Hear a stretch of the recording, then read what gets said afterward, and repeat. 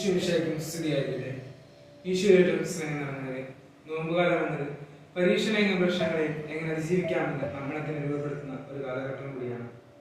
ഇന്നത്തെ സുവിശേഷം അത് തന്നെയാണ് നമ്മളെ ഓർമ്മപ്പെടുത്തുന്നത്.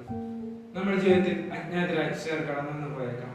എന്നാൽ അവർക്ക് പിന്നാലെ പോകാതെ ഈശോയിൽ മാത്രം വിശ്വാസം അർപ്പിച്ച് നമുക്കുണ്ടാകുന്ന പരീക്ഷണങ്ങളെയും പ്രശ്നങ്ങളെയും ഒരു പാറയെ പോലെ എതിർത്ത് നിൽക്കാൻ നമുക്ക് സാധിക്കാം.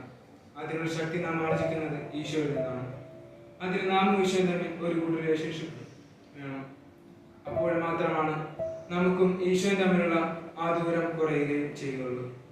നാം ഈശോയും തമ്മിൽ നമ്മുടെ പാപ സാഹചര്യം കൊണ്ട് തന്നെ നാം വളരെയേറെ ദൂരെയായിരിക്കാം. എന്നാൽ നാം എന്ന് ഈശോ അനുഗമിക്കാൻ തീരുമാനിച്ചോ അന്ന് നാമും ഈശോയും തമ്മിലുള്ള ദൂരം കുറഞ്ഞുകൊണ്ടിരിക്കുകയാണ്. Use what you have, do what you can, start where you are. നാം എവിടെയായിരുന്നാലും നമ്മെ ജീവൻ കൊണ്ട് സ്നേഹിക്കുന്ന ഈശോയെ നാം ഒരിക്കലും മറക്കരുത്. നമുക്ക് ഇഷ്ടപ്പെടുന്നവരുടെ പുറകെ നാം പോകുമ്പോൾ പലപ്പോഴും അവർക്ക് നമ്മെ ആവശ്യമുണ്ടായില്ല. എന്നാൽ നമ്മെ ഇഷ്ടപ്പെടുന്നവർ നമുക്ക് ചുറ്റുമുണ്ട്.